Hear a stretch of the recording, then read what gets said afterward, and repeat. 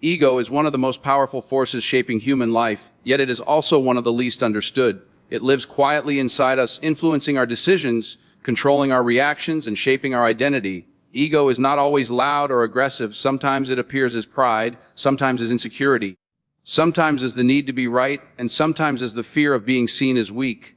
Whether loud or silent, ego has one purpose: to protect the image we have created of ourselves. From a young age, we are taught to build this image. We are praised for achievements, criticized for mistakes, compared with others, and slowly trained to measure our worth through external validation. Over time, this image becomes our ego. We begin to believe we are our success, our status, our opinions, and our reputation. And once this belief takes root, ego begins to control us. Ego wants to be superior. It wants to feel important, respected, and admired. It fears being wrong, ignored, or insignificant. Because of this fear, ego constantly looks for confirmation. It seeks applause, agreement, and attention. When it does not receive them, it reacts with anger, defensiveness, or withdrawal. This is why ego is the root of most conflicts in life. Every argument you have ever witnessed, every broken relationship, every unnecessary fight at its core was fueled by ego. Not the desire for truth, not the search for understanding, but the need to win. Ego does not care about peace, it cares about dominance. It would rather destroy a relationship than admit a mistake. Ego turns simple disagreements into personal battles. A difference of opinion becomes an attack on identity. A small correction feels like humiliation. Constructive feedback feels like disrespect. Ego hears threats where none exist. And once ego feels threatened, logic disappears. One of the greatest tricks ego plays is convincing us that it is who we are. We say, "This is just how I am," without realizing that we are defending patterns created by fear. Ego resists change because change threatens its control. Growth requires humility, and humility feels like danger to the ego. Ego is also deeply connected to comparison. It constantly measures itself against others. Someone else's success feels like a personal failure. Someone else's praise feels like stolen attention. Instead of being inspired, ego becomes jealous. Instead of learning, ego becomes bitter. This comparison creates silent suffering that many people never speak about. Social media has amplified ego to dangerous levels. Likes, followers, and views have become measures of self-worth. People are no longer living their lives, they are performing them.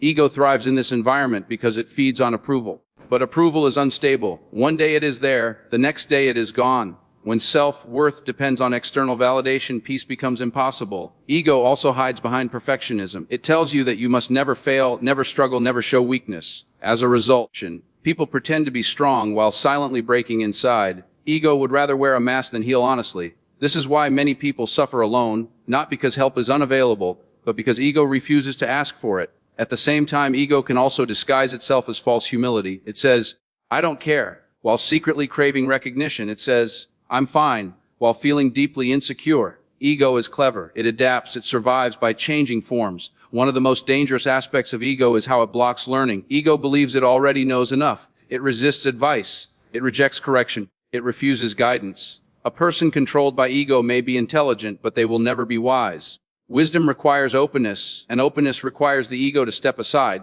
Ego also keeps people trapped in the past. It refuses to let go of old hurts because those hurts have become part of the identity. "This happened to me" becomes, "This is who I am." Forgiveness feels like losing power, even though in reality forgiveness is reclaiming power. Ego prefers to hold pain rather than release control. Many people believe ego is confidence, but true confidence does not need to prove itself. Ego is loud because it is insecure. True strength is calm. Ego seeks attention. Strength commands respect without asking for it. Look closely at stress, anxiety, and anger, and you will often find ego at the center. Stress comes from the need to control outcomes. Anxiety comes from fear of how we are perceived. And anger comes from wounded pride. When ego loosens its grip, these emotions lose their intensity. Ego is not the enemy, but it must be understood. It exists to protect, but when it becomes dominant, it imprisons. It builds walls instead of bridges. It isolates instead of connects. It turns life into a constant struggle for validation. The first step toward freedom is awareness. You cannot defeat what you cannot see. The moment you start observing your ego instead of obeying it, its power weakens. When you notice the urge to prove, to defend, to attack, or to compare, and you pause instead of reacting, you take your power back. Ego wants instant reactions. Awareness creates space. In that space, growth begins. True success is not the elevation of ego, it is freedom from it. True leadership is not dominance, it is humility with strength. True confidence is not arrogance, it is self-acceptance without comparison. Until ego is understood, it will rule silently. And anything that rules silently controls your destiny without your permission. Breaking the chains and rising beyond ego does not only limit relationships, it limits potential. Many talented people never reach their true height because ego stands in the way of learning. They stop growing the moment they believe they have arrived. Ego tells them they are already good enough, already superior, already complete. But growth demands the courage to admit that there is more to learn, more to improve, and more to become. History is full of examples of people who failed not because they lacked ability, but because they lacked humility. Ego made them ignore warnings, reject advice, and repeat the same mistakes. Ego turns confidence into arrogance, belief into blindness, and ambition into self-destruction. One of the hardest moments for ego is failure. Failure exposes weakness, limitation, and imperfection. Ego reacts by denying responsibility, blaming others, or creating excuses. But failure is not an enemy, it is a teacher. The only thing that turns failure into permanent defeat is ego's refusal to learn from it. On the other hand, success is an even greater test of ego. Success feeds ego like fuel on fire. It whispers, "You are special. You are above others. You no longer need to listen." This is why many people fall after success, not before it. They stop reflecting. They stop improving. They stop staying grounded. Ego turns achievement into entitlement. True greatness survives success because it remains humble. It understands that success is temporary, circumstances change, and no one is self-made. Every achievement stands on unseen support, guidance, and opportunity. Ego claims all the credit. Humility acknowledges the truth. Humility is not weakness. It is one of the strongest qualities a human can possess. Humility allows growth without insecurity. It allows confidence without arrogance. It allows leadership without domination. A humble person does not need to prove their worth, they live it. Ego is loud in victory and defensive in defeat. Humility is calm in both. Ego celebrates others' failure. Humility learns from others' success. Ego competes, humility improves. In relationships, ego demands validation. It wants to be right, appreciated, admired. When it does not receive these things, it withdraws love, creates conflict, or builds emotional walls. This is why ego destroys intimacy. Love requires vulnerability, and vulnerability feels dangerous to ego. Many relationships fail not because of lack of love, but because of excess ego. Two people fighting to protect their pride instead of their bond. Two people choosing to win arguments instead of preserving peace. Ego score, love lets go. When ego is reduced, listening improves. Understanding deepens. Apologies become possible. Forgiveness becomes natural. Relationships heal not because one person wins, but because both choose growth over pride. Ego also affects how we see ourselves. It creates an identity based on labels, profession, status, appearance, achievements. When these labels are threatened, the ego panics. But identity built on external things is fragile. When those things change or disappear, the sense of self collapses. Freedom begins when you realize you are not your ego.